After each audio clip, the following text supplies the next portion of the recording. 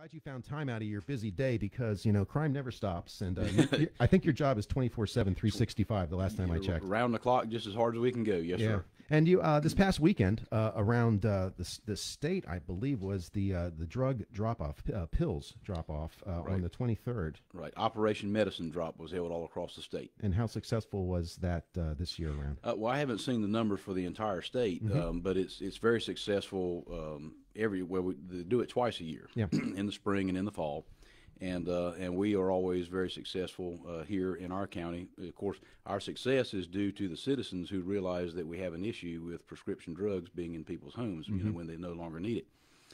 We were having terrible trouble. What used to be just a few years ago, but now as I'm getting older, what used to be many years ago. We were having a lot of breaking and enterings and people getting a hold of medication that they shouldn't get a hold of, young people, family members. And so we actually started the first pill turn-in the state of North Carolina right here in Carteret County. Pills can kill. We called it Pills Can Kill. That was before Operation Medicine Drop was in existence. They kind of took our model and created a statewide program through it, through the North Carolina Department of Insurance. And which I'm real proud of that.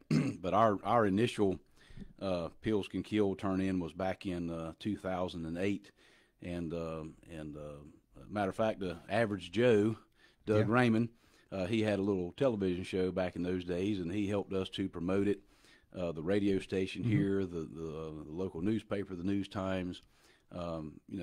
We promoted that program, and the citizens saw that and knew that we had an issue even back then, and they just turned out, and they're the citizens are the one that get the credit for really supporting that program and making it what it was by turning in so much medication that was just laying around in people's homes.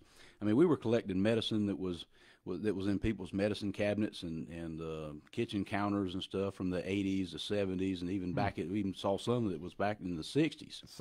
Now, this is 2008, 2009, 2010. We're getting medicine bottles from the 60s and 70s. So that just goes to show that people are hoarding medication. Not intentionally, it's just not really knowing what to do with it or how to dispose of it. And so we created a lot of awareness, not just in Carteret County, but all across the state through those programs, and not just getting the medicine out of the home, but also telling people why. And so then people had a wide understanding of why it was important to get that medication out of their homes. I'm not talking about just regular over-the-counter type stuff. We're talking about opioids, benzodiazepines, the controlled substance prescribed medications. And so I'm just proud of what everybody has done all across our state. There's been millions and millions and millions of dosage units collected through this program. We just had our program here just this past Saturday, and we collected about 100 pounds, right at 100 pounds. Of prescription medication. That's a lot of pills. Yeah, and we measure the real stuff. We, if somebody brings a big bottle of bee pollen or something like, we throw that in the trash. We don't put that in our count. And so it's about. We used to actually hand count all these pills years ago. We just can't do that anymore. And so there's actually a formulation that they go by. It's about 750 pills per pound. So 100 pounds of pills is 75,000. Dosage units, and so you can see, by doing that all across the state, and you're just talking about millions of dosage units of medication that citizens are voluntarily turning over to law enforcement. We collect these at our collection sites all across the state, and then we take them to the local SPI, because I always get asked, what do you do with the medicine? Then we take them to the local SPI regional offices, and all that medication is collected, and then it's taken to an incinerator and destroyed. Nice. And you say you do this twice a year, but I've noticed that some police departments, including some sheriff's offices, there's receptacle boxes in the lobbies. So if somebody missed last week's drop, where can they go in your county? Yes, right here in our county, just about every police department has a drop box here in our county, and we have a drop box in our public lobby at the sheriff's office. So you don't have to wait till the spring and the fall pill turn in. You can come anytime. Well, anytime that the offices are open, and most of our offices are open regular business hours, Monday through Friday, 8 to 5. And it's no questions asked. Oh no. We don't get anybody's name. There's no questions. Nothing, anything like that. You just take the medication, put it in the drop box, and walk right back out the door. And you touched on this earlier, Sheriff, and we're talking with Carteret County Sheriff Asa Buck about breaking and enterings. And I would think that one of the main reasons bad guys go into people's homes is looking for those said drugs. Is that one of the top reasons why people do B&Es? Well, a big driving force behind breaking and entering into someone's home for a long time has been to find drugs, to get money, to buy drugs, to obtain property that they can sell or trade in order to get drugs. I mean, the abuse of drugs is the big force behind a lot of our property crimes that we see, whether it's breaking and entering, whether it's larcenies, you name it. Even financial crime. You know, somebody comes and steals a check out your checkbook, or defrauds you in some manner. You know, the need and the desire to obtain drugs to feed an addiction is the driving force behind it in I won't say most instances, but in a large portion of the crime that we deal with. I mean, most of the folks that are sitting in the Carteret County Jail right now are there due to drugs and alcohol in some form or fashion, either directly or indirectly. And so, you know, the drug issue has been a big issue for a long time, and continues to get worse, especially nowadays with the types of drugs that we're dealing with. You know, back when I first got into law enforcement, crack cocaine was probably the hardest drug that we dealt with, right. You know, on a large scale. Certainly other drugs were around. You know, methamphetamine has kind of come and gone as the legislatures adjusted the laws and the formulations and things that people have to do in order to create and manufacture methamphetamine. Mm-hmm. But now meth is trafficked into our country so much from Mexico and made in these super labs in southern states and coming across the border, that we don't see very many people manufacturing meth, you know, at home, where we used to see meth labs in the past, and the state had a big response to it. I mean, then you almost had to have a chemistry type setup to make meth. Kind of, yeah. And then they went to these one pop methods, and then you could make it in a Gatorade bottle with a microwave, and you know, but we don't see that anymore because it's just so prevalent, and there's so much of it that's being manufactured and trafficked all across the country, across the southern border, and in a lot of southern states where they don't have to cross the border. And of course, everybody knows that the problem that we're having now with heroin, the prescription drug problem that we had for 10, 15 years with opioids, created the atmosphere for the drug dealers to flood the market with heroin, and it's cheap heroin, cheaper than what it used to be. And then they started adding fentanyl into the heroin. You know, we used to see fentanyl, matter of fact, in our pill collections, and my major just told me on the telephone driving over here, Dennis Barber, he's also the mayor of the town of Newport. We call him Major Mayor. He was updating me, and he was telling me that we actually collected a fair amount of fentanyl in our drug collection this past weekend, but that's the medical grade fentanyl, pills and patches. You know, we used to have some fentanyl overdoses in the past, nowhere near like what we see now, but it was people would actually take the patches, and they have gel in them, and they would cut them open, and they would, you know, suck the medication out. Yeah, and you know, some people lived through that, some people didn't. And so, you know, we would see some fentanyl overdoses in years past, but it was the medical grade fentanyl. And now we're seeing the street drug that's being put into heroin, methamphetamine. We're seeing it in that as well, and a lot of drugs. It's not just in heroin. But the prescription opioid problem that we had created the atmosphere for heroin to make a major resurgence. And the drug dealers flooded the market all across the country. Then started putting fentanyl in it. And that's when we started seeing all these a major increase in overdoses all across the country. Along about 2015, 2016, 2017, and the numbers have just continued to rise. Just 3 years ago, we had 11 drug overdose deaths that my office investigated. We had more than that in the county. I think this was back in 2019. In 1 year's time, that number doubled. It went from 11 overdose deaths that my office investigated to 22 just in 1 year's period. And, you know, we're seeing about well over 300 overdoses over the past 2 years per year, last year, and the numbers are on track to be the same this year. And back in 2020, we had 35 overdose deaths.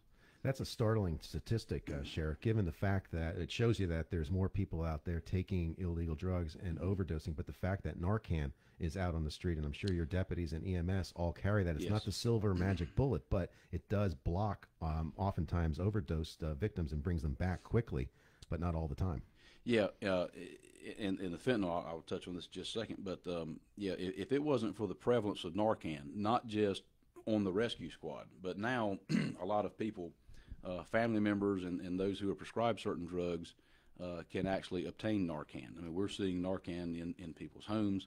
There's a lot of availability for Narcan, and I would predict that if we didn't have such a wide availability of Narcan, these numbers of overdose deaths would be much, much, much higher. I agree. I hate to, I don't want to sound like Chicken Little and the sky's falling and then throw out a big inflated number, but we had 35 people die in 2020 from drug overdose. We had 300 reports from law enforcement, from my office and the other police departments, well over 300, probably close to 350. Wow, one a day. These were actual overdoses where people responded, and almost every one of those people were brought back with Narcan. So you can see what the numbers probably could have been were it not for the wide availability of Narcan. Yeah. Not just on the rescue squad, but in our law enforcement patrol vehicles and by people who have the Narcan in their homes, so they can provide an immediate response to someone who's overdosing. And I know, like other sheriffs, Hans Miller in Onslow County calls it poison on the street, and Yes, you're trying to get it off street because one death is one too many, and Yes. you've had 30 in Carteret County. What a tragedy! And people that supply that poison are getting harsher punishments when they get to the judicial system, and that's a good thing. We'll take a short break here. We'll come back and continue our conversation with Carteret County Sheriff Asa Buck after this brief timeout. Welcome back to Coastal Daybreak. We're talking with Carteret County Sheriff Asa Buck. And Sheriff, your deputies are out on the patrol 24/7, 365, of course. And when they respond to a call, oftentimes or sometimes they could be encountering an individual or individuals that have some degree of mental health issues. How do your patrol, how do your deputies, how do you respond to calls? How are they trained when they are driving to a scene before they roll up? Well, or I should say this: the encounter that they have with the citizen. What is roughly, do you think, the percentage? I know it's a broad spectrum of mental health when we talk about it, but roughly, what do you think their encounters are encountering people who have some sort of mental illness when they roll up to what's going to be a violent, possibly a confrontation?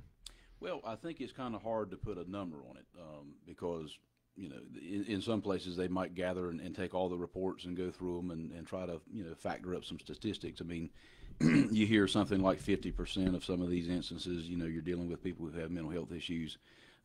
It's certainly a large percentage, I believe, depending on some of the incidents that we're talking about. But I think it's hard to pinpoint and try to throw a statistic on something like mental health, because when you talk about a mental health issues, mental health crisis, people have varying conditions. Sure. Obviously, you have a certain number of people or a percentage of people in our society who suffer from severe mental health issues. And oftentimes you see that may be carried out in some really significant or serious act. And then you have those who have lesser and varying degrees of mental health issues. And then you have also people who don't have chronic mental health issues. They have an acute situation. And so it might not necessarily be mental health like a diagnosis, but someone who's in crisis. And we try to train as many of our folks as we possibly can in crisis intervention training. And here again, that helps to cover the broad spectrum, not just those who have diagnosed mental health issues that may be chronic or they may be coming and going depending on medication and treatments, but also those who are dealing with acute crisis as well. And so we try to provide that type of training to our officers. They get a certain amount of training going through the basic law enforcement curriculum in dealing with mental health, dealing with difficult subjects. We try to provide verbal judo training, which is a process and a training method of people just dealing with someone, trying to empathize with the person, understand where they are and where they're coming from, and just talking to them. We hear a lot nowadays about de-escalation. Well, we've been doing that for a long time. Right. It's kind of like talking about community policing. When you talk about sheriffs, we've been doing community policing forever. We were doing community policing before they called it community policing. So a lot of these things that you hear people talk about nowadays, we've been doing these things in law enforcement for a long time. It just might not have been getting as much attention. So we do try to provide that type of training to our officers who are out here dealing with people, and we do deal with people a lot who are. We do see a lot of diagnosed mental health conditions where we are dealing with those folks when they are in a crisis. And like everything else, we try to deal with the situations as best we can. You probably wouldn't believe it by watching some of these reports in the media, but when we roll up, we don't roll up guns a-blazing looking to hurt people. We do try to go there, and like all the situations we deal with, whether it's someone who has a mental health crisis or otherwise, we try to de-escalate situations. We try to resolve situations with as little force necessary as possible. But what people have to understand is the officers are not the ones who decide what level of force it gets used. Because when we arrive, we want to use no force. Mm-hmm. Our goal was to use zero force. And so we talk to people, we ask people to comply, but whether the person is just mad or mean or a hardened criminal or looking to harm somebody or they're dealing with a mental health crisis, if they don't obey what we are asking them to do, then we have to use a level of force to overcome their resistance. And that doesn't mean that we jump right to the highest level of force. Sure. We try to use the level of force just enough to overcome resistance. But when people are using deadly weapons and they could potentially hurt other people or hurt our officers, that's when you see where these deadly force encounters play out. You mentioned about community policing, and speaking of the communities, they're growing. And with the addition of I-42 coming into the county, and within 10 years, the growth we're seeing in the western part of Carteret County, are you looking at shifting or increasing assets or moving assets to the growth areas? And where are some of those growth areas that you're getting more calls on? Well, we're seeing growth all across the county. Certainly the western part of the county, there's more population already in the western part of the county than in the eastern part of the county. Mm-hmm. And so, we're seeing development go up all over the place. And that rises and falls with the economy. Back before the economy went in the tank back in the 2000s, 08, 09 area, yeah. I mean, construction was just booming in the county. And we're kind of back to that point now. Anybody who pays attention to what's going on with the housing market right now, people are coming here. Yeah. And they're trying to get here just as hard as they can. And if there's not a house for them to get into, then somebody's going to have to build one. Mm-hmm. And we're seeing a lot of that in our county. Our county's going to continue to grow. Obviously, most of the people who come to our county are decent, law-abiding folks, and we're glad to have them. And but with more population, certainly you're going to have more issues. Mm-hmm. And so we are always looking at, in my office, of trying to increase resources so that we can deal with all of the challenges that we deal with. And, I have to commend our commissioners. In my time in office, they hadn't always given me every single solitary thing I've asked for, but I cannot complain. Mm-hmm. They've certainly done a very good job of giving me the resources, the materials that I need. We've grown our office by in personnel numbers in the almost 15 years I've been in office.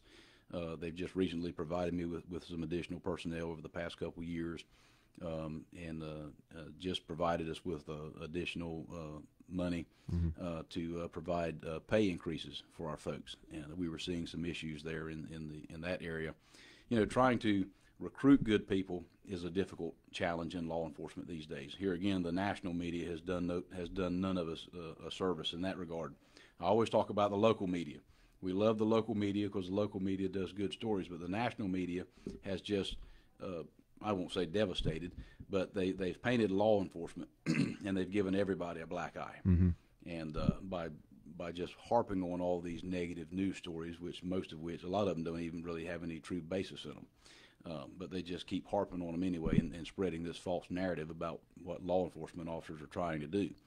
And we can come back and talk another day on that. Well, that's what we want to do. We want to make this a continuing conversation. I could talk all day with you and your colleagues out there in the field that protect us. You protect and serve, and without the sheriff's office, an elected official, an elected office, it's the people's office. And I appreciate you coming in this morning, and I hope we can have future conversations here and also with your colleagues in the surrounding in the counties. But our door is always open. You know where we live now. I know where you're at. Yeah, we know where we're at. In your new place. We're on top of the bank here. So, Asa Buck, the Carteret County Sheriff, thank you for coming in this morning, sir. Thank you, Mike. Glad to be here. We'll take a